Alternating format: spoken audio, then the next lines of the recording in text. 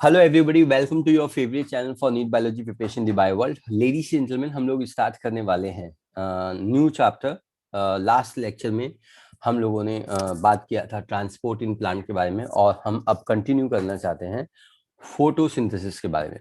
याद रखना, हमने रेस्पिरेशन इन प्लांट ऑलरेडी खत्म कर दिया हुआ है, glycolysis, Krebs cycle. Yes sir, तो एवरीबॉडी मस्ट नो, हमने यूट्यूब पे हमने वो चैप्टर खत्म किया हुआ है, और I hope that concept is very clear to you.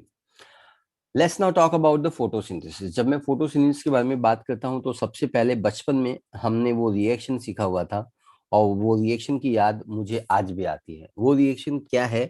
वो रिएक्शन कुछ ऐसा था: 6CO2 plus 12H2O, 6CO2 plus 12H2O in presence of in presence of in presence of chlorophyll pigment, in presence of chlorophyll pigment, and in presence of sunlight.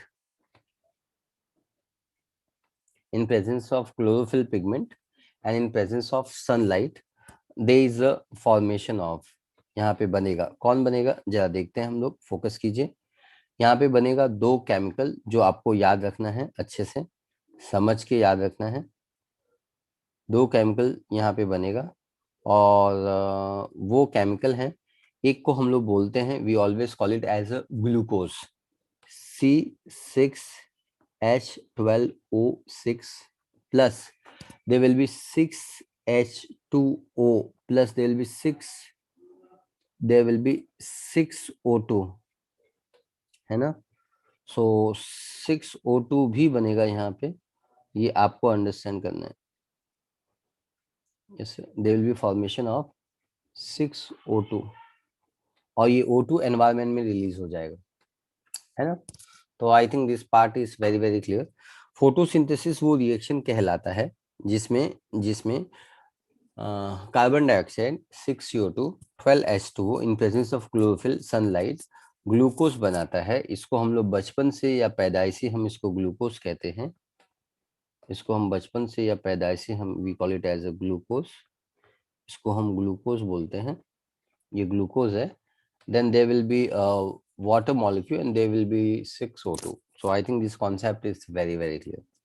अब हम लोग इसका definition सीखने की कोशिश करते हैं। पॉइंट नंबर 2 है जो इसका डेफिनेशन है। अभी हमने रिएक्शन पढ़ा हुआ था, now we gonna talk about the definition. हम लोग डेफिनेशन बात करने वाले हैं।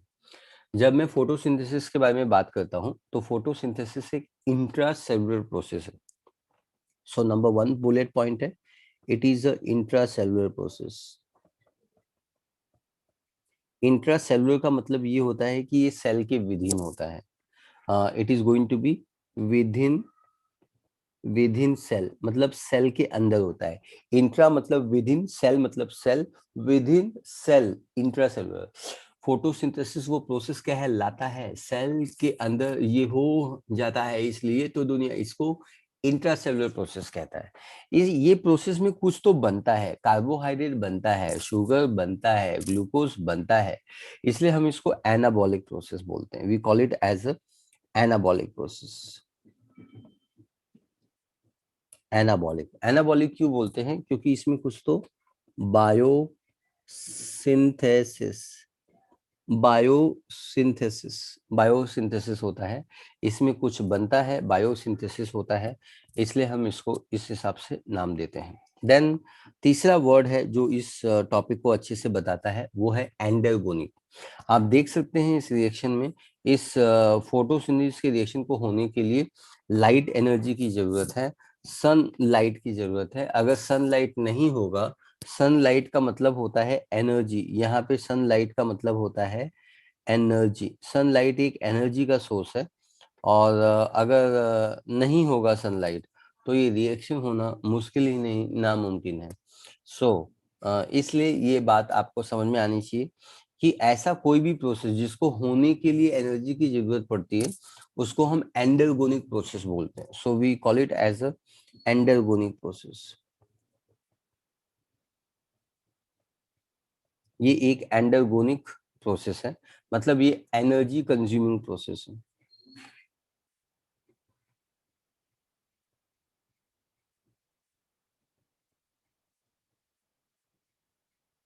ये एनर्जी कंज्यूमिंग प्रोसेस होता है जो आपको अंडरस्टैंड करना है. So it is a intracellular anabolic endergonic energy consuming process. ये आपको अच्छे से समझता है. बच्चों को ये एंडरगोनिक वर्ड का मतलब समझता नहीं. It is a energy consuming process. अगर लाइट होगा तो ही ये रिएक्शन होगा. अब इस रिएक्शन में क्या होता है, ये इनऑर्गेनिक मॉलिक्यूल, ऑर्गेनिक और इनऑर्गेनिक आपको समझता है. ऑर्गेनिक वर्ड मीनिंग लिख लो अगर नहीं आता है तो. ऑर्गेनिक वर्ड का मतलब होता है हाइड्रोकार्बन. मतलब हाइड्रोजन और कार्बन एक साथ रहेंगे. यहाँ पे हाइड्रोजन भी है, कार्बन भी है, इसलिए ऑर्गेनिक है. यहाँ पे कार्बन है बट हाइड्रोजन नहीं है. यहाँ पे हाइड्रोजन है बट कार्बन नहीं है. इसका मतलब ये दोनों के दोनों इनऑर्गेनिक है. ये दोनों के दोनों सिंपल इनऑर्गेनिक सब्सटेंसेस है. तो simple inorganic substances molecule like CO2 and water, combine होते हैं, एक दूसरे से कंबाइन होते हैं. And they form the glucose molecules and oxygen is going to be release during the process. Yes sir, oxygen इस प्रोसेस में रिलीज हो जाता है. Yes sir, oxygen release as a by product. और ये रिएक्शन हमेशा सनलाइट और chlorophyll के प्रेजेंस में होगा. तो हम डेफिनेशन को कंप्लीट करते हुए यहाँ पे लिख देते हैं. डेफिनेशन को कंप्लीट करते हुए हम यहाँ पे लिख देते हैं simple inorganic substances, simple inorganic simple inorganic molecules, simple inorganic molecules like CO2 and water combine in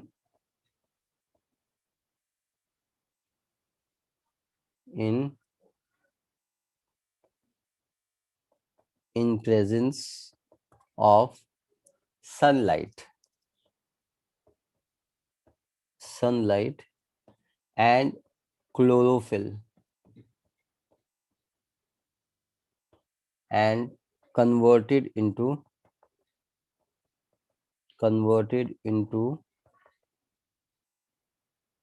glucose and oxygen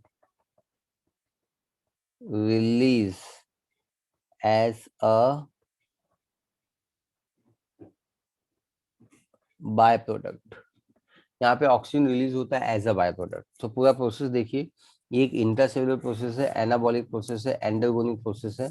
इनमें simple inorganic molecules like CO2 and water combine होते हैं in presence of sunlight and chlorophyll and converted into glucose and water, oxygen release as a byproduct.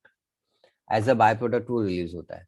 Yes sir. तो I think ये पूरा process और पूरा definition आपको अच्छे से क्लियर हो गया है ना. तो अब मेरा नेक्स्ट सवाल होगा, तीसरा point. My third point will be कि ये जो ऑक्सीजन निकला हुआ है, फोकस कीजिए. ये जो ऑक्सीजन निकला हुआ है, ये ऑक्सीजन कहाँ से आया है? क्या ये ऑक्सीजन वाटर से आया है या ये ऑक्सीजन CO2 से आया हुआ है? क्योंकि CO2 के पास भी ऑक्सीजन है एंड वाटर के पास भी ऑक्सीजन है. तो क्या ये CO2 से आया हुआ है या कार्बन डाइऑक्साइड से आया हुआ है? तो इसका जवाब ये होगा कि it is going to be arise from the water. ये वाटर से अराइज होता है. तो ये चीज आपको समझ में आनी चाहिए कि ये जो ऑक्सीजन है जो रिलीज होता है वो वाटर से आता है. अब सवाल ये उठता है कि अ, इसके अंदर जो ऑक्सीजन है, ये ऑक्सीजन कहाँ से आया है? तो इसका जवाब ये है कि ये जो ऑक्सीजन है वो कार्बन डाइऑक्साइड से आया हुआ है ना. ये कार्बन डाइऑक्साइड से आया हुआ है ये ऑक्सीजन, कार्बोहाइड्रेट का, ग्लूकोज का. और ये oxygen is arising from the water. So मैं यहाँ पे ये लाइन लिख देता हूँ तीसरी वाली. The oxygen arise in the photosynthesis as a by product is going to be arising from और coming from the water. Oxygen released during the photosynthesis comes from water.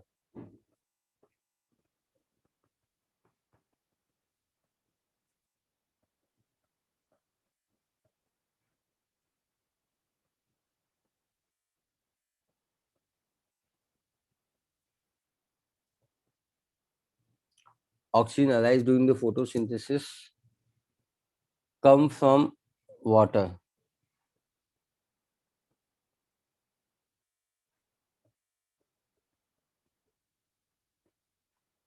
Comes from water, वो पानी से आता है। ठीक है, तो जो फर्स्ट फोटोसिंथेटिक ऑर्गेनिज्म है वो ऑक्सीजनिक था या अनऑक्सीजनिक था? मेरा नेक्स्ट सवाल है इसी कॉन्सेप्ट से रिलेटेड है कि जो पहला फोटोसिंथेटिक ऑर्गेनिज्म था, जो भी था पहला फोटोसिंथेटिक ऑर्गेनिज्म, वो ऑक्सीजनिक था, मतलब पहला जो फोटोसिंथेसिस था उससे ऑक्सीजन रिलीज हुआ था या उससे ऑक्सीजन रिलीज नहीं हुआ था? तो आपकी जानकारी के लिए मैं बता दूं, the first photosynthetic organism was अनऑक्सीजनिक।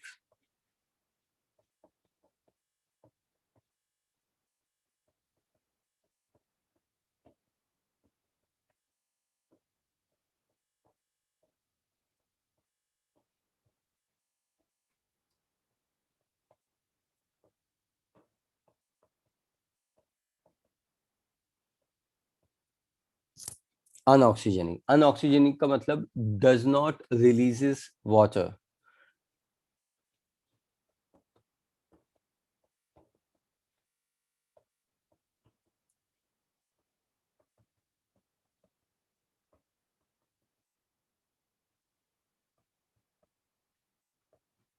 Does not release water, ये पानी रिलीज नहीं करता है। इसका एग्जाम्पल है ग्रीन सल्फर बैक्टीरिया।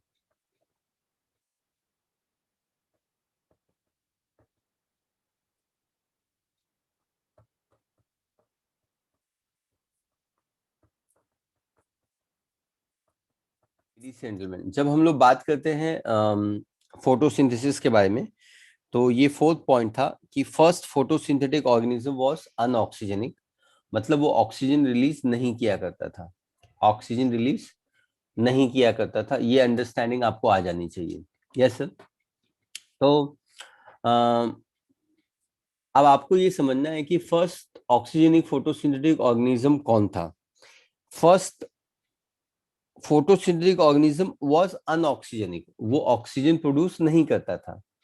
ये बात सही हो गई है ना? लेकिन ये नंबर हम लोग 4 पॉइंट के बारे में बात करने वाले हैं, number 5 point. Yes, number 5 point के बारे में मूव ऑन करते हैं। नंबर 5 पॉइंट क्या बोलता है? नंबर 5 पॉइंट ये बोलता है, नंबर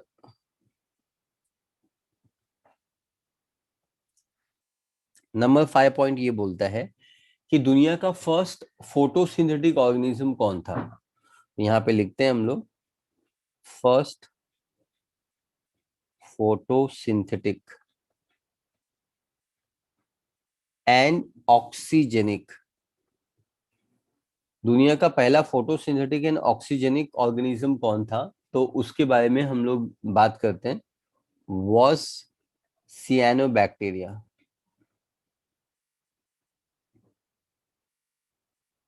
कौन था वो? सियानोबैक्टीरिया था। ये अंडरस्टैंडिंग आपको आ जानी चाहिए। कौन था वो? सियानोबैक्टीरिया था। इसके अलावा कौन कौन से ऑर्गेनिज्म में जो फोटोसिंथेसिस करते हैं, अदर एग्जांपल्स, सारे एग्जांपल 5 किंगडम के हिसाब से डिस्कस करते हैं। तो 5 किंगडम के हिसाब से डिस्कस करते हैं, तो किंगडम मोनेरा के लोग फोटोसिंथेटिक करते हैं, तो जवाब है यस। किंगडम प्रोटिस्टा के लोग फोटोसिंथेसिस करते हैं, तो इसका भी जवाब है यस। मोनेरा हो गया, प्रोटिस्टा हो गया। फंगाई नहीं करता है, प्लांटे नहीं करता है, सॉरी एनिमेलिया नहीं करता है, बट प्लांटे, प्लांटे जो है वो फोटोसिंथेसिस करता है। तो ये सारे एग्जाम्पल्स है, अदर एग्जाम्पल्स है जो आपको पता होना चाहिए। अब हम लोग जा रहे हैं बात करने एक नए टॉपिक के बारे में, और टॉपिक का नाम रहेगा significance of photosynthesis. Significance of photosynthesis, photosynthesis का क्या सिग्निफिकेंट है उसके बारे में चर्चा करते हैं हम लोग। तो पहला पॉइंट है फोटोसिंथेसिस का, फोटोसिंथेसिस से ऑर्गेनिक मटेरियल बनता है, organic food can be synthesize, organic organic food can be synthesize, यहाँ पे ऑर्गेनिक फूड बनता है, सो ऑर्गेनिक फूड यहाँ पे सिंथेसिस हो सकता है। ये पहला सिग्निफिकेंट है। Yes sir. दुनिया में जितने भी एनिमल्स हैं, यस सर, जितने भी एनिमल्स हैं, हेटरोट्रॉपिक प्लांट्स है, डिपेंड्स अपॉन हेटरोट्रॉपिक, जितने भी एनिमल्स हैं वो सभी depends upon the photo autotroph for the organic food. Yes sir, क्योंकि ये जो फोटोसिंथेटिक ऑर्गेनिज्म होता है, फोटो सिंथेटिक फोटोसिंथेटिक जो ऑर्गेनिज्म होता है वो दुनिया का प्रोड्यूसर है। क्या है वो? दुनिया का प्रोड्यूसर है। प्रोड्यूसर्स, प्रोड्यूसर्स का मतलब होता है वो फोटोसिंथेसिस करके फूड को बनाता है। वो फोटोसिंथेसिस करके फूड को बनाता है, तो वो क्या हो गया? दुनिया का प्रोड्यूसर हो गया। समझ में आया आपको? तो इसी प्रोड्यूसर पे लाइफ डिपेंडेंट होती है। हेट्रोट्रॉपिक जो होता है वो इसी पे डिपेंड होता है। तो heterotrophic organism depends upon photo autotrophic या प्रोड्यूसर पे डिपेंडेंट होते हैं। तो ये प्रोड्यूसर है, ये बहुत ही ज्यादा इंपॉर्टेंट पॉइंट है। Very good, yes sir, no problem. Yes sir, आपको ये समझ में आ जानी चाहिए। यस सर, फोटोसिंथेसिस एक ऐसा प्रोसेस है जो कन्वर्ट करता है लाइट एनर्जी को केमिकल एनर्जी में। So it convert light energy light energy into chemical energy, light energy into chemical energy, light energy को केमिकल एनर्जी में कन्वर्ट करता है। ये अंडरस्टैंडिंग भी आपको डेवलप हो जानी चाहिए, है ना। दुनिया में जो भी कोल है, पेट्रोल है, डीजल है, वो क्या, ये जितनी भी चीजें होती हैं ये किससे बनी हुई हैं? ये इनको हम फॉसिल फ्यूल बोलते हैं। पुराने वक्त में कई मिलियन ईयर्स पहले जो प्लांट है वो जमीन के नीचे धंस गया था, और वही प्लांट आज डिकम्पोज होके पेट्रोल, डीजल, कोयला बनाता है। तो प्लांट और एनिमल, तो इनको हम फॉसिल फ्यूल बोलते हैं। Yes sir, yes sir. Coal, coal, petroleum, petroleum, natural gas,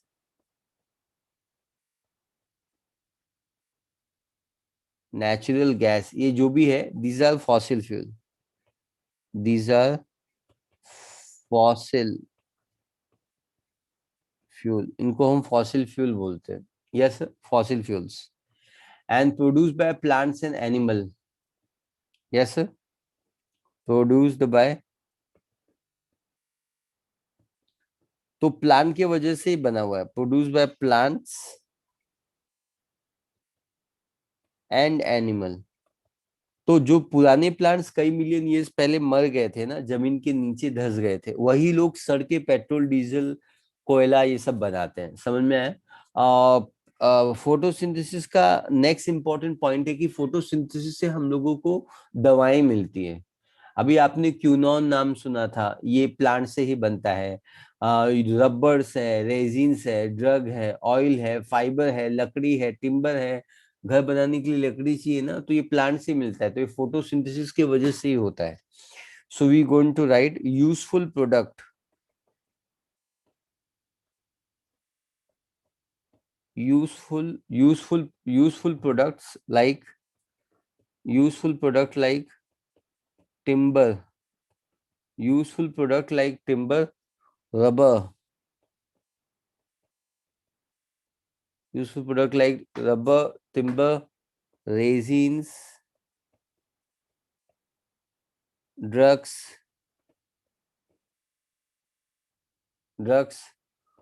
oil, fibres, etcetera.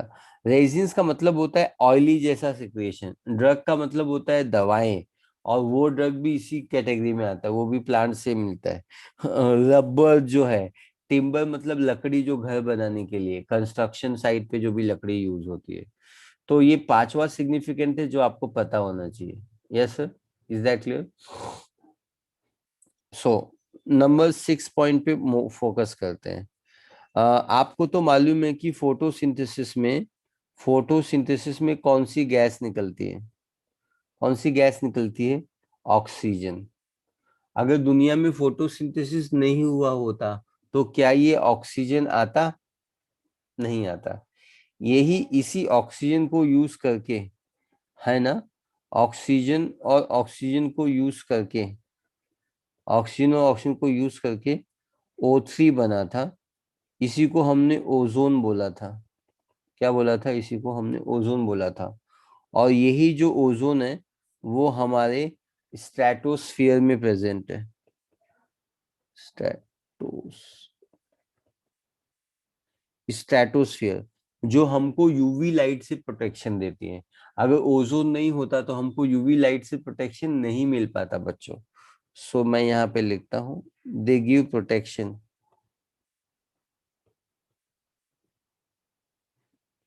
Give protection from UV rays. UV rays से वो प्रोटेक्शन देते हैं। Yes sir. So I think this part is very very very very clear. Yes sir.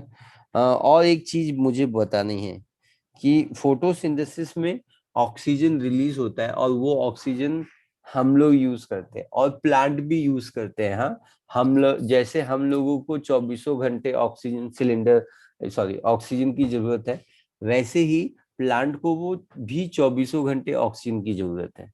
तो लेकिन plant में खास बात ये होती है कि वो CO2 को यूज करके ऑक्सीजन प्रोड्यूस कर सकता है, लेकिन हम लोग प्रोड्यूस नहीं कर सकते हैं। तो उसको यूज करने का हक है क्योंकि वो प्रोड्यूस करता है, लेकिन हमको यूज करने का हक नहीं क्योंकि हम लोग प्रोड्यूस ही नहीं करते हैं। तो हम लोग प्रोड्यूस करते हैं अपने लैब में या इंडस्ट्री में, ऑक्सीजन की सिलेंडर हम लोग प्रोड्यूस करते हैं। तो हम लोग भी प्रोड्यूस करते हैं, आर्टिफिशियल है तो क्या हुआ। यस। सो ऑक्सीजन और CO2 के बीच में बैलेंस लाना ये भी फोटोसिंथेटिक का काम है। बैलेंस बिटवीन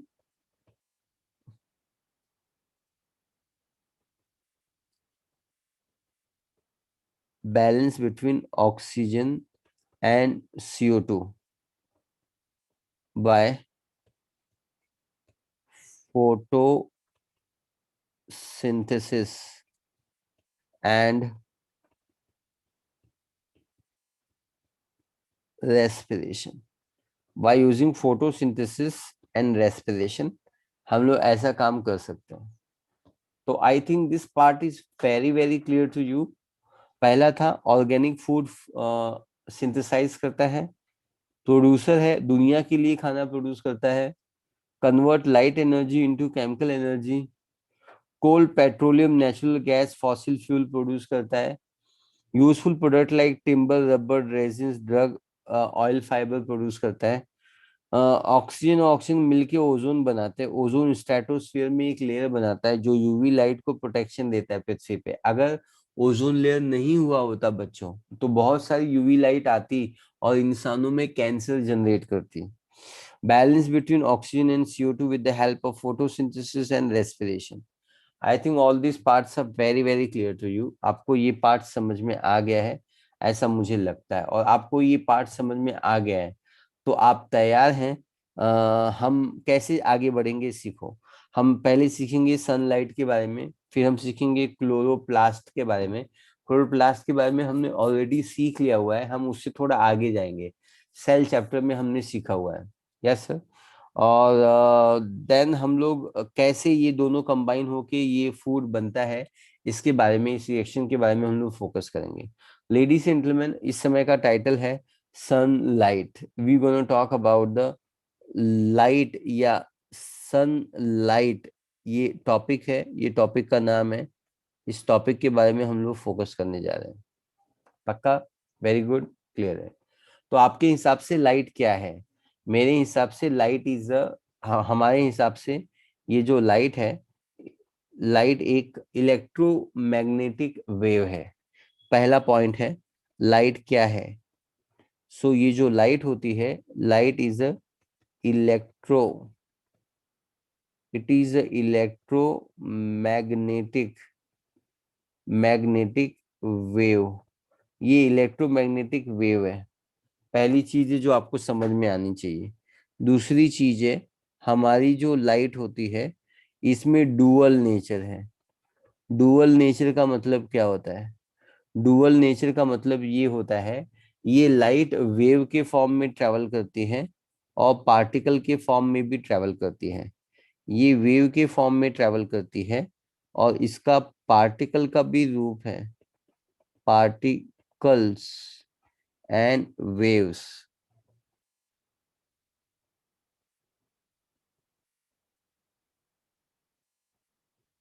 ये वेव्स के फॉर्म में भी ट्रेवल करती है, ये पार्टिकल के फॉर्म में भी ट्रेवल करती है, particles. Yes sir, is going to be travel in the form of particles as well, particles as well, particles के फॉर्म में और वेव्स के फॉर्म में ये ट्रेवल करती है। तो ये अंडरस्टैंडिंग आपको आ जानी चाहिए। Yes sir. सो लाइट क्या है? Light is electromagnetic wave. क्यों बोलते हैं ऐसा? क्योंकि हमारी जो लाइट होती है, फिजिक्स वाले आपको सिखाएंगे, चैप्टर का नाम होगा electromagnetic induction. Yes sir, EMI इसका शॉर्ट फॉर्म है। थोड़ा इजी चैप्टर है और उसमें फिजिक्स के टीचर आपको सिखाएंगे, है ना, सिखाएंगे कि लाइट के पास इलेक्ट्रिकल प्रॉपर्टीज भी है और मैग्नेटिक प्रॉपर्टी भी है, इसलिए हम इसको लाइट को इलेक्ट्रोमैग्नेटिक वेव्स बोलते हैं। तो I think this particular part is very very clear to you और आपको ये समझ में आ गया है। Yes sir. सो आप ये समझ लीजिए कि लाइट हमेशा वेव के फॉर्म में ट्रैवल करती है। अगर लाइट को ट्रैवल करना है तो लाइट वेव के फॉर्म में ट्रैवल करती है, ऐसे ये वेव के फॉर्म में ट्रैवल करती है। लेकिन अगर कोई भी रुकावट आ जाती है लाइट के रास्ते में, लाइट के रास्ते में ये रुकावट आ गई है, यस सर, लाइट के रास्ते में कोई ऑब्स्टेकल्स आ जाता है या कोई रुकावट आ जाती है, तो वो अपना पार्टिकल नेचर, वो फिर पार्टिकल में कन्वर्ट हो जाता है, वो अपना पार्टिकुलेट नेचर शो करता है। यस सर, कौन सा नेचर शो करता है? It is going to show the particulate nature. तो आपको समझना चाहिए ये वेव के फॉर्म में है और ये पार्टिकल के फॉर्म में है। So light always travel in the form of a wave, but as this wave in come in contact with the कुछ रुकावट, तो वो पार्टिकुलेट नेचर अपना शो करेगा। मेरे ख्याल से आपको समझ में आ गया है। Yes sir. ये जो पार्टिकल्स होती हैं, ये जो पार्टिकल्स होती हैं, ईच पार्टिकल को हम लोग फोटोन बोलते हैं। क्या बोलते हैं? Each particle. तो नंबर 3 पॉइंट में लिखता हूं, each particle, each particle, each particle is called, each particle is called photon, photon, इसको हम फोटोन बोलते हैं। The energy present in photon, energy present in photon is called quantum. So it is nothing, the energy present, energy present in photon is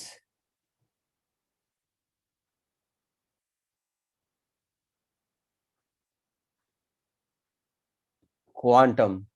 Energy present in photon is called as a quantum. Energy present in photon is called as a quantum. इसको हम लोग quantum बोलते हैं। आप इस बात को याद रखना, ये आप ज्यादा फिजिक्स में सीखोगे, लेकिन बायोलॉजी के लोग भी इसको सिखा सकते हैं, इस चैप्टर को। Yes sir, is that clear? है ना? तो जरा हम लोग लाइट को ड्रॉ करने की कोशिश करते हैं, लाइट के वेव को ड्रॉ करने की कोशिश करते हैं। Number 4। Yes sir, number 4, light को ड्रॉ करने की कोशिश करते हैं। जब हम लाइट को ड्रॉ करेंगे तो ये आपकी लाइट है,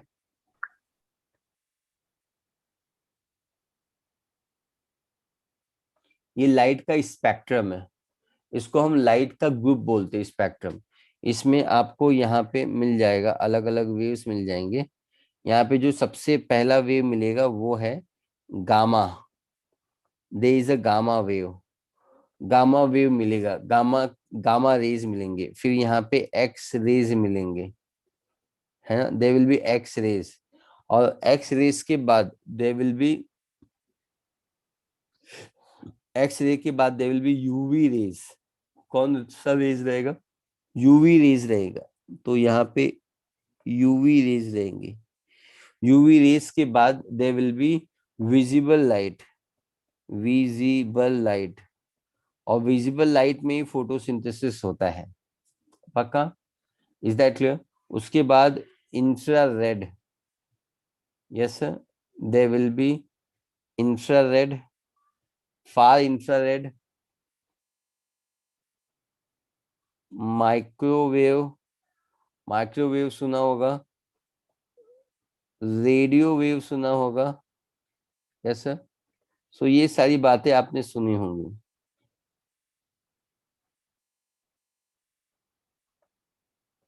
पक्का? अब इसमें फोटोसिंथेसिस इस लाइट में होता है। फोटोसिंथेसिस होने का जो एरिया है वो ये एरिया है बच्चों, ये बात आपको समझ में आ जानी चाहिए।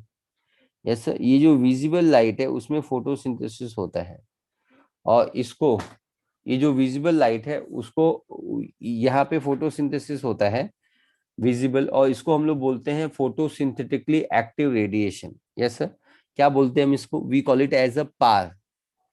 क्या बोलते हैं? पार। पार के अंदर फोटोसिंथेसिस होता है। अगर प्लांट को आपने gamma ray, X ray, UV ray, infrared, microwave, radio wave देखा तो वो कुछ भी फोटोसिंथेसिस नहीं करेगा। तो ये पार होता है। इस पार, पार का फुल फॉर्म होता है photo synthetically, photosynthetically active radiation, photosynthetically active radiation. Yes sir, photosynthetically active radiation, ये चीज इसके अंदर पाई जाती है, photosynthetically active radiation. Yes sir. तो ये जो विजिबल लाइट है ना, ये जो विजिबल लाइट है, इसको हम लोग क्या करते हैं, इसको हम स्प्लिट करते हैं, है ना। तो अगर मैं फोटोसिंथेटिकली एक्टिव रेडिएशन को मैं क्या करता हूँ, स्प्लिट करता हूँ।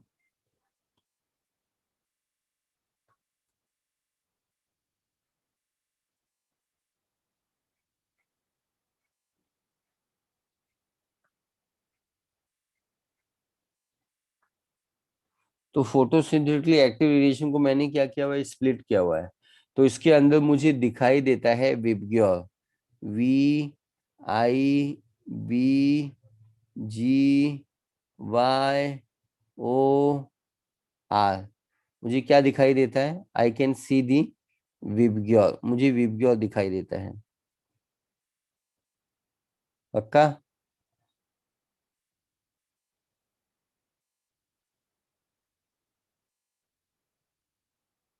पक्का, मुझे विबग्योर दिखाई देता है। विबग्योर आप समझते ही रहोगे। Yes sir. V for violet, I for indigo, blue for, B for blue, G for green, Y for yellow, O for orange, and R for red. R सबसे लास्ट में आता है। अब हमको समझना है कि इसका कौन सा वेवलेंथ आता है, किस वेवलेंथ, किस वेवलेंथ में ये ऐसा होता है। तो it is going to come in the wavelength, और उस वेवलेंथ को हम लोग बोलते हैं 390 से 760, 390 नैनोमीटर से लेके 760 नैनोमीटर। तो यहाँ पे 390 नैनोमीटर से लेके 670 नैनोमीटर का वेवलेंथ होगा। इस वेवलेंथ में ये काम करता है। इसको हम लोग बोलते हैं विजिबल लाइट, या हम इसको बोलते हैं फोटोसिंथेटिकली एक्टिव रेडिएशन। मतलब ऐसा रेडिएशन जहाँ पे फोटोसिंथेसिस होता है, ये लाइट हमको दिखाई देती है, इसलिए हम इसको विजिबल लाइट बोलते हैं, है ना। यूवी रेज, रेडियो वेव, ये अपने को, एक्सरे, ये अपने को दिखाई नहीं देता है। जो दिखाई देता है उसको हम विजिबल बोलते हैं, तो हम इसको विजिबल बोलते हैं। तो अगर मैं बोलूं कि 390 है तो 760 है, तो आप इसका मतलब क्या समझेंगे? मतलब आपको समझना है इसका वेवलेंथ बढ़ता जाएगा। Yes sir. क्या हो जाएगा? इसका वेवलेंथ क्या हो जाएगा? बढ़ता जाएगा। ये 390 को हम लोग यहाँ पे लिख देते हैं, है ना। We will write the 390 here.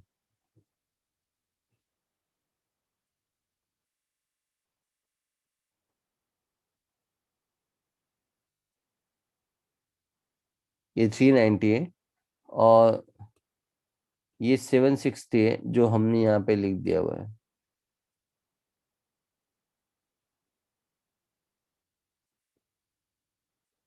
पक्का? So they is a visible violet, indigo, blue, green, yellow, orange, red, ये सारी चीजें आपको क्लियर हो जानी चाहिए, है ना? जरा हम लोग यहाँ पे कुछ देखने की कोशिश करते हैं, आपको अच्छा लगेगा, जरा ध्यान दीजिए। यहाँ से यहाँ अगर हम लोग जाएंगे तो क्या होगा? वेवलेंथ बढ़ता जाएगा। वेवलेंथ, वेव लेंथ, वेवलेंथ क्या होगा? बढ़ता जाएगा। लेकिन जब हम यहाँ से यहाँ जाएंगे, ऐसे, जब हम यहाँ से यहाँ जाएंगे, है ना, तो फिर क्या होगा? तो फिर यहाँ से यहाँ वेवलेंथ बढ़ती जाएगी, लेकिन एनर्जी जो होती है वो यहाँ से यहाँ, मतलब 760 से 390 में एनर्जी बढ़ती है। एनर्जी तो मैं यहाँ पे लिखता हूँ ग्रीन कलर में, energy.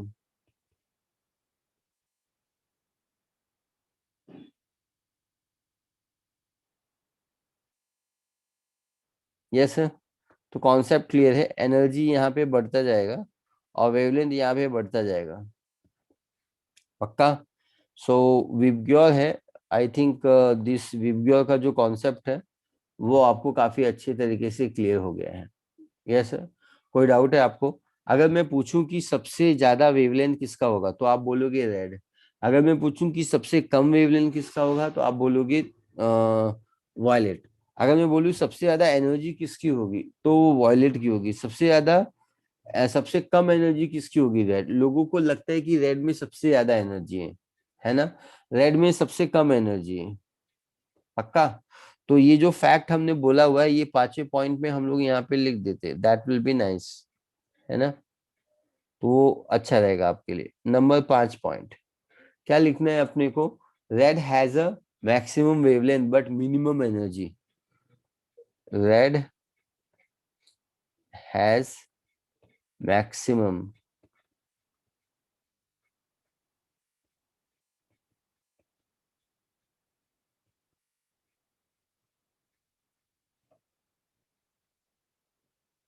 Yes sir, red has a maximum wavelength,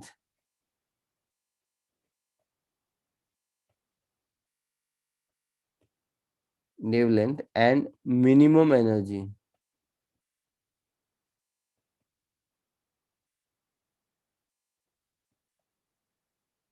पक्का? और हम लोग क्या बोलेंगे? Violet has minimum wavelength but maximum energy. Violet has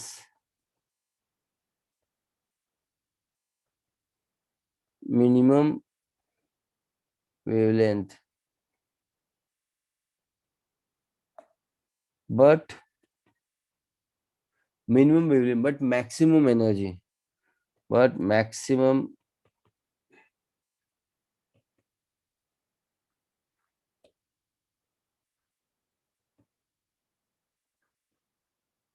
maximum energy. Yes sir. So I think this particular part is very very clear to you. आपको ये बात clear है, पांचवा पॉइंट और ये छठा पॉइंट भी है जो आपको क्लियर है? Yes sir. तो चलो फिर आगे जाते हैं, 6 के बाद 7 पॉइंट पे मूव ऑन करते हैं। Yes sir. तो ये पार्टिकल वाला बताया मैंने, यहाँ पे बता दिया हुआ है ना, दैट इज फाइन, गुड। चलो बच्चों, तो let us now talk about the number 6 के बाद नंबर 7 पॉइंट के बारे में मूव ऑन करते हैं। Yes sir. 7 पॉइंट के बारे में मूव ऑन करते हैं, है ना? मैक्सिमम एब्जॉर्प्शन कहाँ पे होगा? मैक्सिमम एब्जॉर्प्शन, यस सर, वो ब्लू और रेड में होगा। मतलब फोटोसिंथेसिस के लिए प्लांट कौन सा कलर सबसे ज्यादा एब्जॉर्ब करेंगे? मैक्सिमम,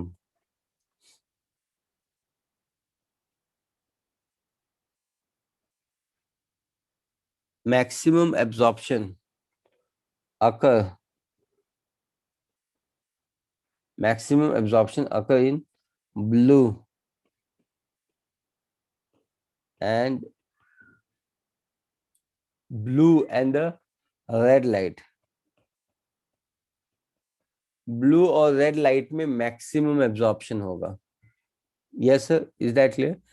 हैंस अगर एब्जॉर्प्शन ब्लू और रेड में ज्यादा होगा तो फोटोसिंथेसिस भी ब्लू और रेड में ज्यादा होगा। And hence maximum photosynthesis occur and hence maximum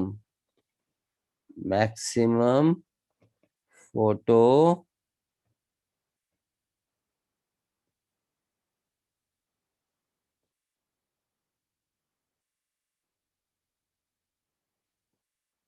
yes sir. तो ये बात क्लियर है आपको? यस सर, मैक्सिमम फोटोसिंथेसिस भी यहीं पे होगा। अगर अगर नीट पूछेगा कि कोई एक ही कलर बताओ, ब्लू और रेड में कोई एक, सो ब्लू जो लाइट है, ब्लू में मैक्सिमम फोटोसिंथेसिस होगा अगर उसको कंपेयर किया जाए रेड लाइट से।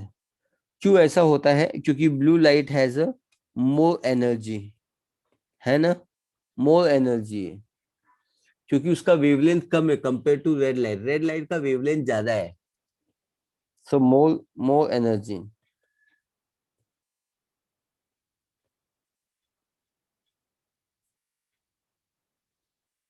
पक्का?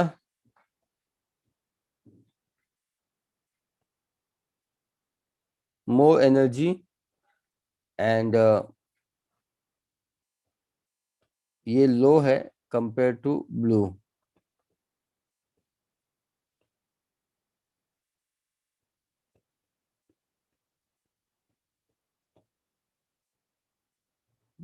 कॉन्सेप्ट क्लियर है? Yes, I think this concepts are very very clear to you.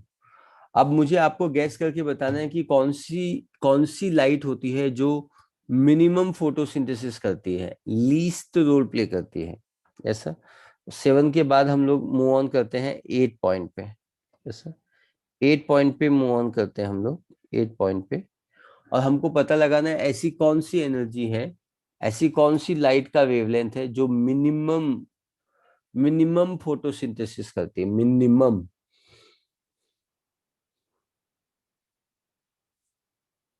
Very good, absolutely correct, yes sir. Green light, green light play least role in photosynthesis, play least role in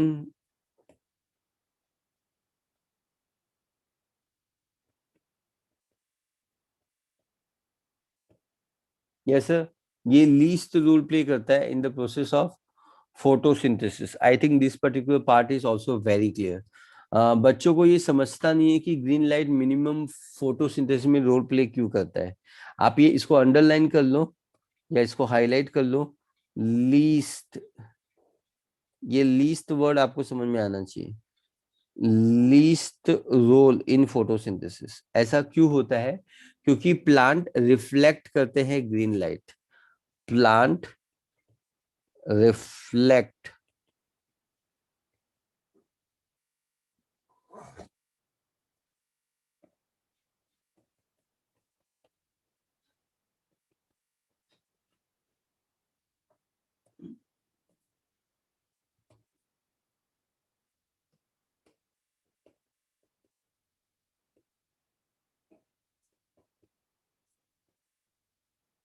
plant जो होता है वो green light को क्या करते हैं? Reflect करते हैं, तो एब्जॉर्ब ही नहीं करते ना। यस, रिफ्लेक्ट करते हैं इसलिए छोड़ देते हैं ना, इसलिए तो ग्रीन दिखाई देते हैं, और इसलिए उनमें मिनिमम फोटोसिंथेसिस होता है। तो ये सारे 8 पॉइंट हैं जो स्टार्टिंग में मुझे बताना रहता है। ये सारे 8 पॉइंट कवर हो गए हैं। अब हम लोग नेक्स्ट पार्ट पे फोकस करेंगे जिसका नाम है क्लोरोप्लास्ट। यस बच्चों, तो अब ये सारे पॉइंट्स है ये सनलाइट के बारे में। मैं एक बार रिवाइज कर देता हूँ फिर मैं आगे जाता हूँ। सनलाइट एक इलेक्ट्रोमैग्नेटिक एनर्जी है। इसका लाइट का एक डुअल नेचर होता है। ये वेव के फॉर्म में ट्रेवल करती है, लेकिन जब किसी भी चीज से टकराती है, यस, तो ये ऑब्स्टेकल्स है। ये अगर किसी भी चीज से टकराती है तो ये अपना पार्टिकुलेट नेचर शो करती है। ये जो पार्टिकल है उस पार्टिकल का नाम है photon, P for particle and P for photon. Photon में एनर्जी है, उस एनर्जी का नाम है क्वांटम। फोटोन में एनर्जी है, एनर्जी का नाम है quantum. Then gamma ray, X ray, UV rays, ये सारे रेडिएशंस होते हैं, लेकिन इसमें जो काम का चीज होती है उसको हम लोग विजिबल लाइट बोलते हैं, फोटोसिंथेटिकली एक्टिव रेडिएशन बोलते हैं हम इसको, क्योंकि ये फोटोसिंथेसिस में मदद करता है। इट हेल्प इन फोटोसिंथेसिस, है ना, इट हेल्प इन फोटोसिंथेसिस में ये मदद करता है, इसलिए हम इसको फोटोसिंथेटिकली एक्टिव रेडिएशंस हम इसको बोलते हैं हमेशा। Yes sir. विबग्योर इसमें पाया जाता है। विबग्योर विजिबल लाइट है ये, 390 नैनोमीटर से 760 नैनोमीटर। रेड लाइट का वेवलेंथ सबसे ज्यादा है, एनर्जी मिनिमम है। वायलेट का, सुबह उठोगे तो आपको वायलेट लाइट ज्यादा मिलेगी, इसलिए जो अर्ली मॉर्निंग उठते हैं वो ज्यादा एक्टिव रहते हैं। Violet light has a minimum wavelength है और वो पहले आएगी पृथ्वी पे, और मैक्सिमम एनर्जी है। Maximum absorption occurs in the blue and the red region. Maximum photosynthesis occur in the blue compare to red region में। ब्लू में ज्यादा फोटोसिंथेसिस होता है, ज्यादा एनर्जी है, और इसलिए इसमें ज्यादा फोटोसिंथेसिस भी होता है। ग्रीन लाइट में सबसे कम फोटोसिंथेसिस होता है, ग्रीन लाइट किसी काम का नहीं है। और हम लोग अब आगे बात करते हैं। आगे हम लोग क्या बात करते हैं, जैसा कि हमने आपको बताया था, now we gonna talk about the chloroplast. हम क्लोरोप्लास्ट के बारे में बात करेंगे। अब क्लोरोप्लास्ट का स्ट्रक्चर हमने यूनिट नंबर 3 में, cell the basic unit of life में हमने ऑलरेडी पढ़ा दिया हुआ है। Yes sir. तो हम उसको फास्ट में रिकैप ले लेंगे। नंबर 1 पॉइंट है, ग्रीन प्लास्टिड बोलते हैं हम इसको। We call it as a green plastid. Green plastid का मतलब ये होता है, ये ग्रीन बैग लाइक स्ट्रक्चर है। ग्रीन क्यों है? क्योंकि इसके पास क्लोरोफिल पिगमेंट होता है। यस। नंबर 2 पॉइंट है, it is a site of photosynthesis. Chloroplast is a site of photosynthesis. ये फोटोसिंथेसिस का साइट है, ये इसकी पहचान है। क्लोरोप्लास्ट को जब भी नाम लिया जाएगा तो उसको हमेशा बोला जाएगा कि तुम वैसी जगह हो जहाँ पे फोटोसिंथेसिस होता है। Yes sir, is that clear? लेकिन it is a site of photosynthesis, it is a site of photosynthesis.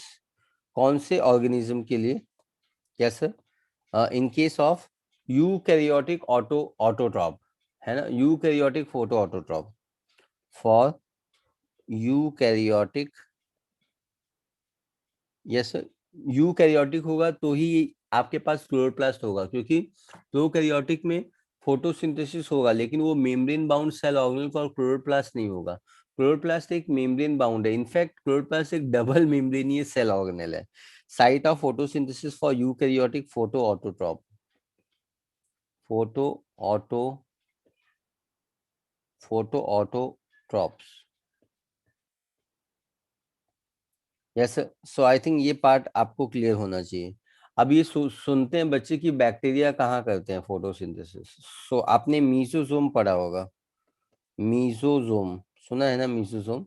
Mesosome it is found in case of bacteria, ये बैक्टीरिया में पाया जाता है।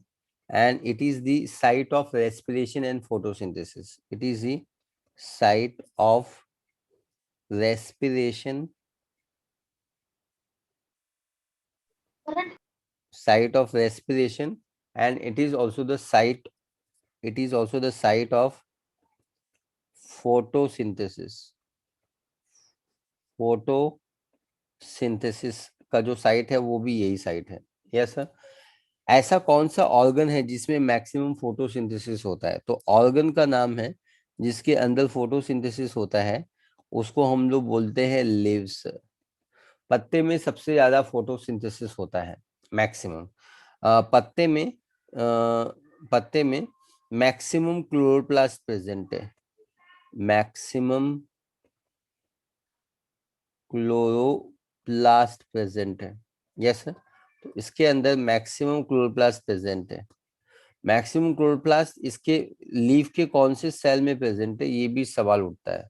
Yes sir. तो आपको समझ में आ जाना चाहिए कि मीसोफिल सेल होता है पत्ते में, मीसोफिल सेल होता है। Yes sir. Inside, inside mesophyll cell, मालूम है ना मीसोफिल सेल? मालूम है कि नहीं मालूम है? मीसोफिल सेल मालूम है, मैंने बताया था मीसोफिल सेल। मीसोफिल सेल में ये पाया जाता है। So maximum photosynthesis mesophyll cell में होगा। मीसो मतलब मिडल, फील मतलब leaf, middle cells of leaf called mesophyll. Mesophyll वो सेल कहलाता है, लीफ में देखो ये पाया जाता है, मिडल में ये पाया जाता है, मिडल में पाया जाता है। मिडल में क्यों पाया जाता है? क्योंकि ऊपर अपर एपिडर्मिस है, नीचे लोअर एपिडर्मिस है, अपर एपिडर्मिस और लोअर एपिडर्मिस के बीच में जो भी आएगा मीसोफिल वही तो कहलाएगा। तो ये बात आपको क्लियर है। Number 4 point. नंबर 5 पॉइंट के बारे में फोकस करते हैं हम लोग। नंबर 5 पॉइंट वो है कि अगर ये जो सेल है ना, ये मीसोफिल सेल है, ये मीसोफिल सेल है। अब दो कंडीशन है हमारे पास एक समय में मॉडरेट लाइट मॉडरेट लाइट है ना, और हमारे पास इंटेंसिव लाइट है। ये है मॉडरेट लाइट और ये है मोस्ट इंटेंसिव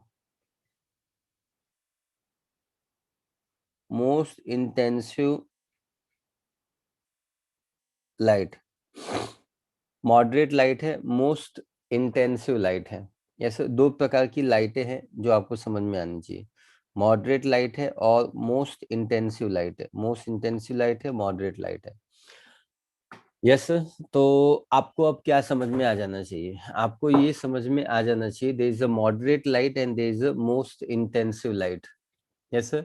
तो आपको ये बात समझ में आ जानी चाहिए कि यहाँ पे हम लोग क्या रखेंगे, हम लोग we are going to keep it the chloroplast. अब मॉडरेट लाइट में क्लोरोप्लास्ट किस पोजीशन में होगा और मोस्ट इंटेंसिव लाइट में क्लोरोप्लास्ट किस पोजीशन में होगा? देखो सपोज ये क्लोरोप्लास्ट का सरफेस है और लाइट, आपके कैमरे से लाइट आ रही है, लाइट बड़ी तेजी से आ रही है, तो मैं क्लोरोप्लास्ट को ऐसे फेस नहीं करवाऊंगा, मैं क्लोरोप्लास्ट को ऐसे फेस करवाऊंगा, है ना। लेकिन अगर लाइट मॉडरेट है मतलब लाइट कम है या सर लो लाइट है, अगर मॉडरेट लाइट है या लाइट कम है, तो मैं क्लोरोप्लास्ट को ऐसे ना फेस करके मैं क्लोरोप्लास्ट को ऐसे फेस करवाऊंगा। ऐसे कब फेस करवाऊंगा? जब लाइट कम है, लाइट मॉडरेट है। लाइट अगर मॉडरेट होगी तो ज्यादा सरफेस में दिखाऊंगा लाइट को, तभी तो लाइट एब्जॉर्ब करेगा ज्यादा। क्योंकि लाइट कम है तो सरफेस ज्यादा दिखाओ, और लाइट बहुत तेज है, मोस्ट इंटेंसिव है, यहाँ पे क्या लिखा है मिस्टर सर ने, मोस्ट इंटेंसिव लाइट है, तो ऐसा नहीं दिखाओ, नहीं तो लाइट की वजह से जल जाएगा क्लोरोप्लास्ट। समझते हो? Yes sir. तो आपको कैसे ऐसे दिखाना है क्लोरोप्लास्ट को? तो जरा हम लोग इसको समझने की कोशिश करते हैं डायग्राम वाइज। अगर मॉडरेट लाइट होगी, है ना, तो ये जो सरफेस है, ये जो सरफेस है कुछ वैसा ही सरफेस क्लोरोप्लास्ट का होगा, ऐसा।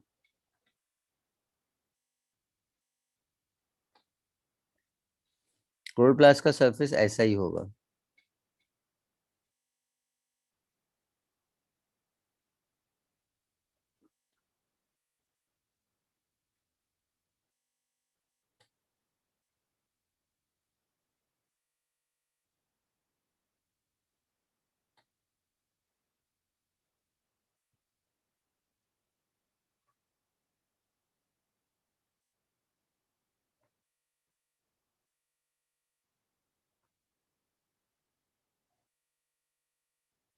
समझ में आया आपको? इसको हम लोग बोलते हैं टेंजेंटियल पोजीशन। क्या बोलते हैं? सबसे पहले समझ लो कि we call this structure as a chloroplast. इसको हम क्लोरोप्लास्ट बोलते हैं। इस-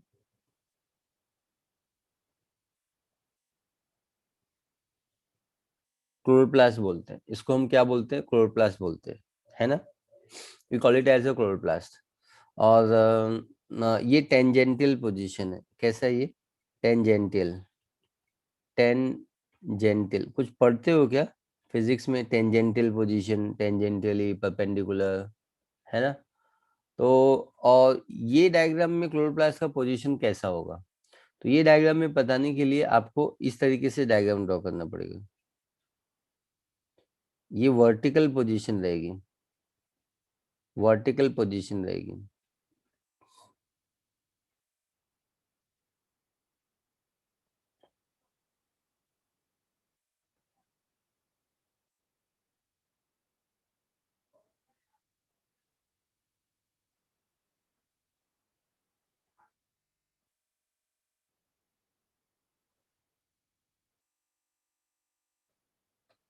Yes, sir. Is that clear? It is a vertical position. It is a tangential position. Or now we move on to vertical position.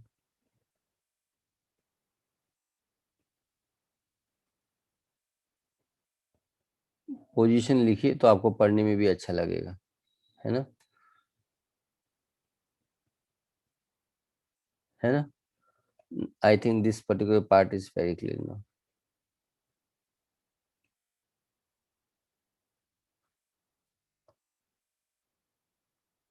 Yes sir. तो ये diagram आपको clear, ये आपके एनसीईआरटी में एक्सप्लेन किया हुआ है. देख भाई, अगर लाइट ज्यादा है, लो लाइट है, मॉडरेट लाइट है, तो सरफेस ज्यादा दिखाने का, ये ज्यादा सरफेस दिख रहा है. लेकिन लाइट इंटेंसिव है, बहुत ही ज्यादा लाइट है, तो इतना ही दिखाने का, फिर इतना ही एरिया दिखाने का. समझ में आ रहा है क्या? इतना ही एरिया दिखाने का फिर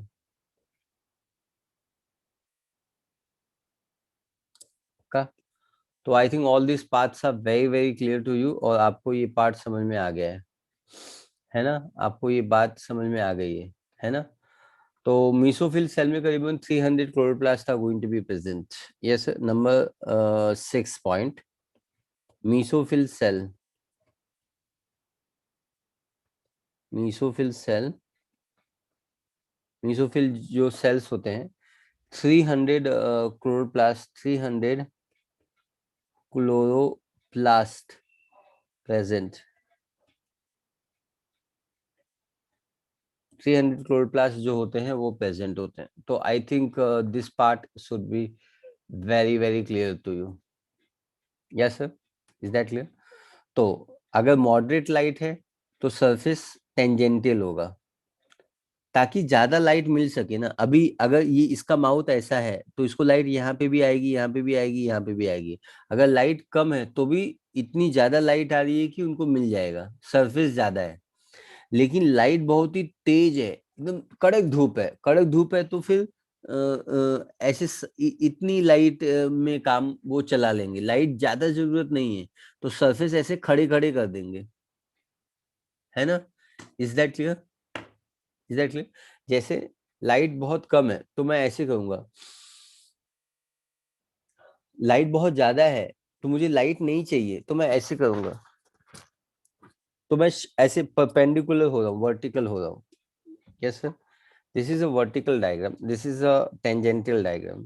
टेंजेंटियल पोजीशन लर्न कर लो और वर्टिकल पोजीशन लर्न कर लो, और थोड़ा सा फिजिक्स पढ़ लो, और एनसीईआरटी की बायोलॉजी की किताब पढ़ लो, तो ये कॉन्सेप्ट आपको क्लियर हो जाएगा. कोई भी आपको इस किताब का डायग्राम डायग्राम नहीं बताएगा, मैंने ये डायग्राम बताया है, ये इमेजिन करके बताया मैंने. तो इससे आपका ये कॉन्सेप्ट क्लियर हो जाएगा. इंटरव्यू में, यूपीएससी एमपीएससी के इंटरव्यू में भी ये बोलते हैं, ये क्वेश्चन पूछा जाता है, वर्टिकल एंड टेंजेंटियल. तो आप थोड़ा सा केयरफुल रहो, और अच्छे से सीखने की कोशिश करो. ठीक है, अच्छे से सीखने की कोशिश करो. चलो आगे बढ़ते हैं. तो ये 6 पॉइंट्स हो गए, ये मैंने आपको बताया. I think every point is very very clear. अब हम लोग मूव ऑन करते हैं 7वां पॉइंट, एंड 7वें पॉइंट पे हम लोग मूव ऑन करते हैं. We gonna talk about the chloroplast के बारे में. क्लोरोप्लास्ट एक semi autonomous self replicating cell organelle है. It's a semi autonomous, it's a semi autonomous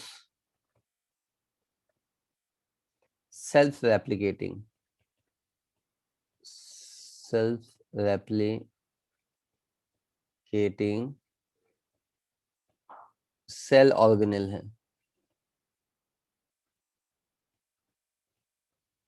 it's semi autonomous self replicating cell organelle है. तो फिर नाम लिखने में इजी आसानी होगी. ये है आउटर मेम्ब्रेन, हम लोग लिखते हैं यहाँ पे आउटर मेम्ब्रेन, ये मैंने पढ़ाया हुआ है सेल चैप्टर में. ये है इनर मेम्ब्रेन, ये जस्ट एक बार रिपीट हो रहा है. ये है इनर मेम्ब्रेन.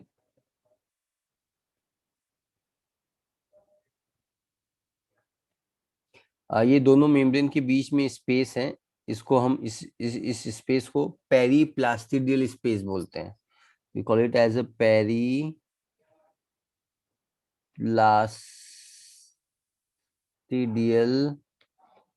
स्पेस.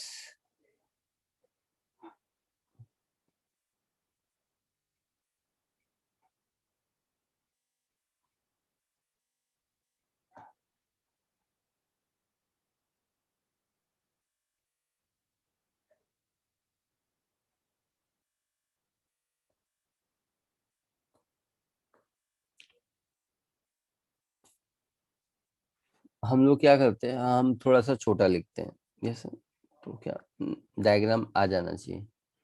ये आउटर मेम्ब्रेन है,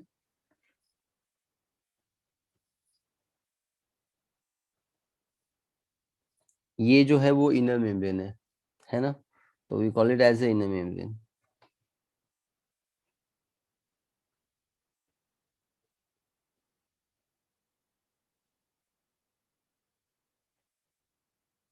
ये दोनों मेम्ब्रेन के बीच में स्पेस है, वो स्पेस को हम लोग बोलते हैं periplastidial space. Periplastidial space, call it as a periplastidial space, है ना। Outer membrane, inner membrane, periplastidial space, ये चीज आपको समझ में आ जानी चाहिए, है ना। अब यहाँ पे अंदर ग्रीनिश स्ट्रक्चर्स प्रेजेंट है। Yes sir, there is a ground substances, यहाँ पे ग्राउंड सब्सटेंसेस हैं। ये जो ग्राउंड सब्सटेंसेस जो आपको दिखाई दे रहा है, ये जो ग्राउंड सब्सटेंसेस आपको दिखाई दे रहा है, we call this ground substances, ये जो ग्राउंड सब्सटेंसेस आपको दिखाई दे रहा है, we call this ground substances as a, ये जो ग्राउंड सब्सटेंसेस आपको दिखाई दे रहा है, ये ग्राउंड सब्सटेंसेस को हम लोग बोलते हैं स्ट्रोमा। क्या बोलते हैं? We call it as a stroma, तो we call it as a stroma. Stroma एक ग्राउंड सब्सटेंसेस है, और ये इस स्ट्रोमा के अंदर there is a membrane enclosed structures are going to be present. ये एक मेम्ब्रेन इंक्लोज्ड स्ट्रक्चर्स है, ऐसे बहुत सारे मेम्ब्रेन इंक्लोज्ड स्ट्रक्चर्स हैं। ये जो एक मेम्ब्रेन इंक्लोज्ड स्ट्रक्चर्स है, इसको हम बोलते हैं थाइलाकॉइड। थाइलाकॉइड। अब एक thylakoid placed above the another thylakoid, above the another thylakoid, above the another thylakoid, above the another thylakoid, above the another thylakoid, above another thylakoid, above another thylakoid, above another thylakoid, above another thylakoid। Yes sir, और वो stack of thylakoid बनाता है। Yes sir, this stack of thylakoid, ये जो stack of thylakoid है, इसको हम granum बोलते हैं। Granum, we call it as a granum, इसको हम ग्रैनम बोलते हैं। I think this concept is clear. ये जो एक ग्रैनम होता है, ये ग्रैनम नंबर 2 है। ये ग्रैनम एक दूसरे से देखो अटैच हो जाते हैं, एक दूसरे से अटैच हो जाते हैं, देखो देखो देखो वो जुड़ जाते हैं। ऐसा, इसको हम इंटरग्रेनल लैमेले बोलते हैं। We call it as intergranal lamellae. Intergranal lamellae, intergranal lamellae बोलते हैं हम इसको, पक्का। Outer membrane, periplastidial space, inner membrane, stroma, thylakoid, granum, intergranal lamellae है, हम इसको इंटरग्रेनल लैमेले भी बोलते हैं। I think this concept is very clear. इसके अंदर बच्चों अलग अलग कलर के यहाँ पे राइबोसोम होंगे, तो you can understand these are nothing but the ribosome. 70 years ribosome रहेगा बच्चों। देन इसके अंदर there is a DNA also, है ना, डीएनए भी प्रेजेंट रहेगा। आप तो ये समझ लीजिए कि यहाँ पे डीएनए रहेगा, एक या दो डीएनए भी प्रेजेंट हो सकते हैं, ऐसा। देन आपको ये भी समझ में आना चाहिए कि यहाँ पे स्टार्च के ग्रेन्स पाए जा सकते हैं बच्चों, स्टार्च के ग्रेन्स, तो these are nothing but the starch grains.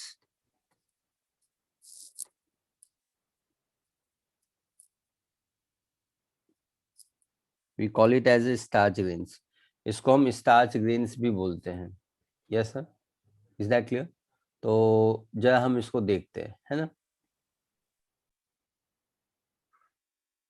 आपको समझना है, सबका नाम लिख देते हैं हम लोग, तो that will be very nice, very good, आपके लिए अच्छा रहेगा, है ना। तो ये भी गो, इनका नाम हम लोग लिख देते हैं।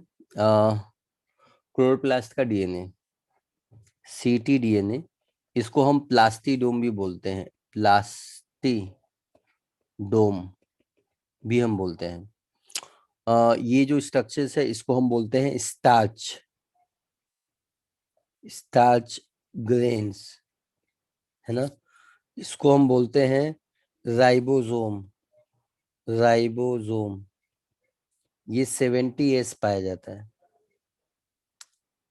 It is going to be 70s, ये स्टार्च ग्रेन्स है। तो I think all this parts are very very clear to you, आपको ये बात समझ में आ गई है कि ये कैसे वर्कआउट हो रहा है ना। तो इंटरग्रेनल लैमेले है, ये जो इंटरग्रेनल लैमेले है इसका दूसरा नाम स्ट्रोमा लैमेले भी है। तो इसको हम स्ट्रोमा, क्योंकि ये स्ट्रोमा में पाया जाता है ना, स्ट्रोमा लैमेले भी बोलते हैं हम लोग। और इसका पूरा डिस्क्रिप्शन मैंने आपको आई थिंक लिखाया हुआ है, और आपको ये क्लियर हो जाना चाहिए, लिखा है ना मैंने आपको, है ना। चलो, तो अभी हम लोग आउटर मेम्ब्रेन जो होता है वो फ्रीली परमिएबल होता है, मैंने उस समय बताया था आपको। ये फ्री, ये सब बताया हुआ है मैंने आपको, वहां से रिवाइज करना है, मैं इसमें थोड़ा और एडवांस जा रहा हूँ। फ्रीली परमिएबल, जो एडवांस में वहां पे नहीं गया था, फ्रीली परमिएबल है। और ये जो इनर मेम्ब्रेन है वो सेलेक्टिवली परमिएबल है, सेलेक्टिवली परमिएबल है,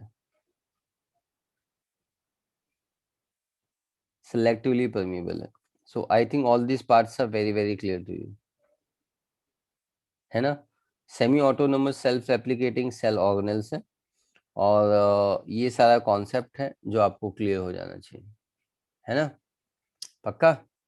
चलो, अब 7 के बाद हम लोग 8 पे मूव ऑन करते हैं, 8वें पार्ट पे मूव ऑन करते हैं। 8वां पार्ट क्या है, हम लोग क्या करते हैं बच्चों, हम लोग इस थैलाकॉइड को बाहर निकालते हैं, चलो निकालते हैं, है ना।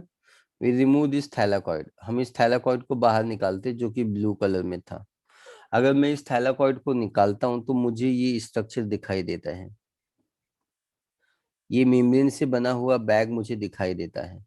इस मेम्ब्रेन से बने हुए बैग को हम लोग अकेले में हम इसको थाइलाकॉइड बोलते हैं, we call it as a thylakoid, है ना।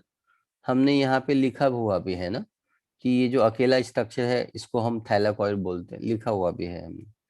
तो we call it as a thylakoid, इसको हम थाइलाकॉइड बोलते हैं। इस थाइलाकॉइड के अंदर, इस थाइलाकॉइड के अंदर there is going to be quantasome are going to be present, इसके अंदर ये यूनिट प्रेजेंट है। लेकिन ये जो यूनिट है ना ये मेम्ब्रेन में इंसर्टेड है बच्चों। कहाँ पे इंसर्टेड है, मेम्ब्रेन के अंदर इंसर्टेड है। आपको ये फ्री दिखाई दे रहा है, ये गलत है, इसके अंदर फ्री स्पेस है। उस स्पेस को हम लोग लॉकुलस बोलेंगे, लॉकुलस। लॉकुलस का मतलब होता है locules, loculus, we call it as a loculus, इसको हम लॉकुलस बोलते हैं। लॉकुलस वर्ड का मतलब होता है यहाँ पे स्पेस, इसका मतलब होता है स्पेस, यस सर। लेकिन आपको समझ में आना चाहिए यहाँ पे देयर विल बी, ये मेम्ब्रेन में इंसर्टेड है, ये जो लड्डूज हैं, these laddus are going to be inserted in the membrane। ये जो लड्डूज हैं, these laddus are always called as a quantasome, quantasome हम इनको बोलते हैं, we call it as a quantasome, इसको हम क्वांटासोम बोलते हैं। क्वांटासोम का मतलब क्या होता है, क्वांटम मैंने थोड़ी देर पहले पढ़ाया था, बताइए मुझे कि क्वांटम मतलब क्या होता है। क्वांटम का मतलब होता है जो लाइट के जो पार्टिकल्स होते हैं, फोटोन, उसमें जो एनर्जी है उसको हम लोग क्या बोलते हैं, क्वांटम बोलते हैं। तो वो जो लाइट एनर्जी है उसको ये जो पार्टिकल है वो एब्जॉर्ब करता है, क्वांटासोम।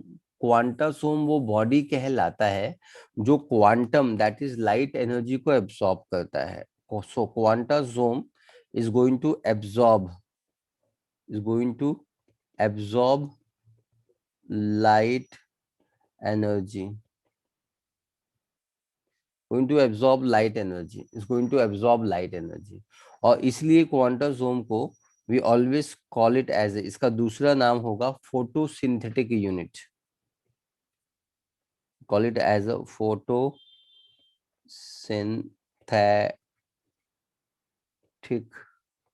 यूनिट, इसको हम फोटोसिंथेटिक यूनिट बोलेंगे बच्चों।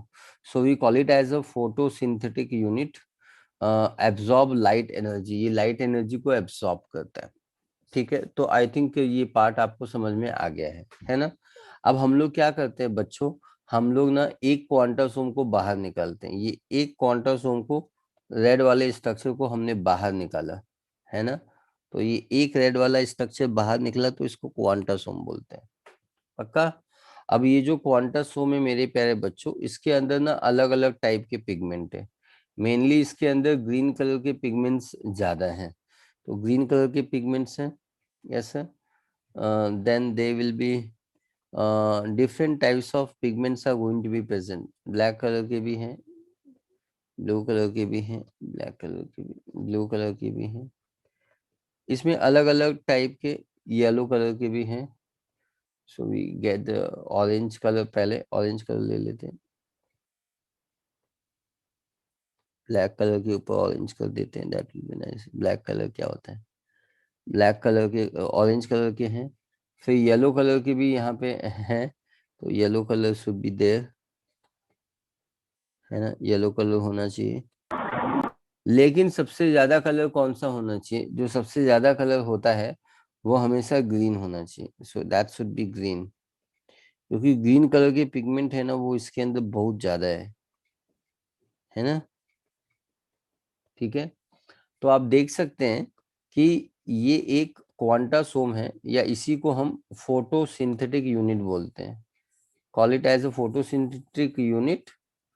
इसी को हम फोटोसिंथेटिक यूनिट बोलते हैं, इसी को हम क्वांटासोम बोलते हैं। Call it as a quantasome, इसी को हम क्वांटासोम भी बोलते हैं। क्वांटासोम यही है, फोटोसिंथेटिक यूनिट भी यही है, और ये है क्वांटासोम का स्ट्रक्चर। अब क्वांटासोम के अंदर आपको क्या क्या दिखाई दे रहा है? आपको अलग अलग कलर के पिगमेंट दिखाई दे रहे हैं। Yes sir. तो इनको हम लोग क्या बोलते हैं? वी कॉल इट एज, इन सभी को अंदर हम बोलते हैं फोटोसिंथेटिक पिगमेंट।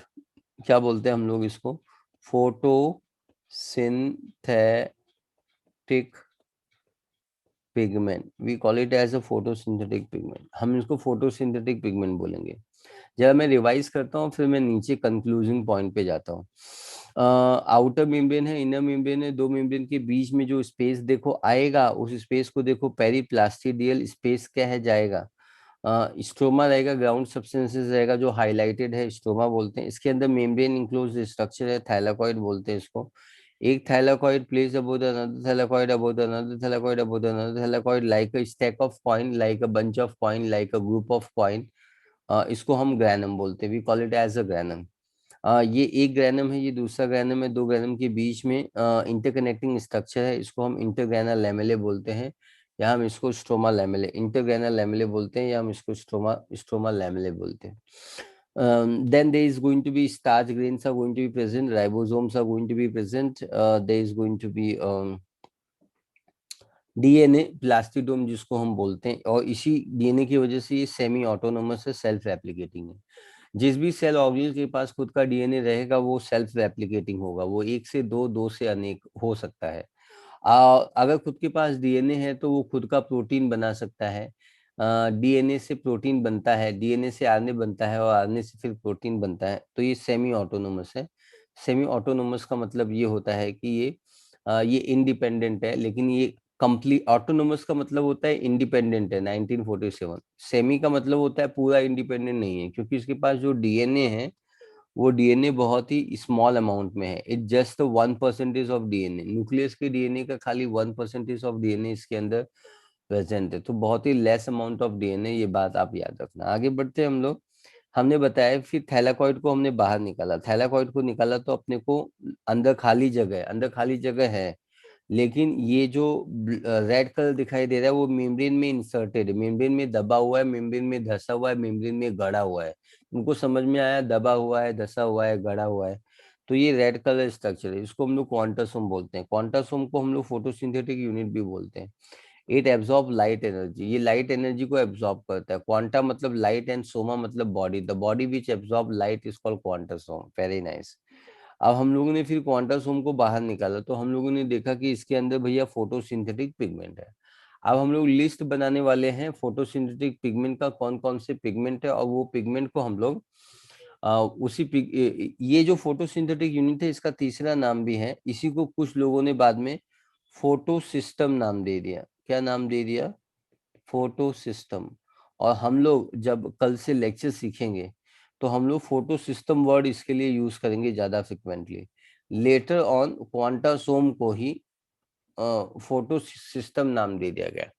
आगे का जो लेक्चर है कल से उसमें फोटो सिस्टम नाम ज्यादा लिया जाएगा। ये दोनों नाम नहीं लिया जाएगा, इसलिए ये दोनों नाम नीट के लिए इंपॉर्टेंट हो जाता है और ये बड़ा ही कॉमन हो जाता है, तो ये दोनों ज्यादा इंपॉर्टेंट है, ये दोनों पे आप ज्यादा फोकस कर लो। क्लियर है? ये दोनों पे ज्यादा फोकस कर लो। धन्यवाद, आगे बढ़ते हैं हम लोग। अब ये जो फोटोसिंथेटिक पिगमेंट होते हैं, इसमें जो सबसे पहला पिगमेंट होता है उसको हम लोग बोलते हैं क्लोरोफिल पिगमेंट। क्या बोलते हैं उसको? Chlorophyll type of pigment. पहला सिलेबस है हमारा क्लोरोफिल पिगमेंट, हम लोग बात करेंगे क्लोरोफिल पिगमेंट। दूसरा जो सिलेबस है हमारा कैरोटीनॉइड, बात करेंगे कैरोटीनॉइड, कैरोटीनॉइड्स। अब जब हम लोग कैरोटीनॉइड्स बात करेंगे तो कैरोटीनॉइड्स दो टाइप के होंगे। दे विल बी ज़ैंथोफिल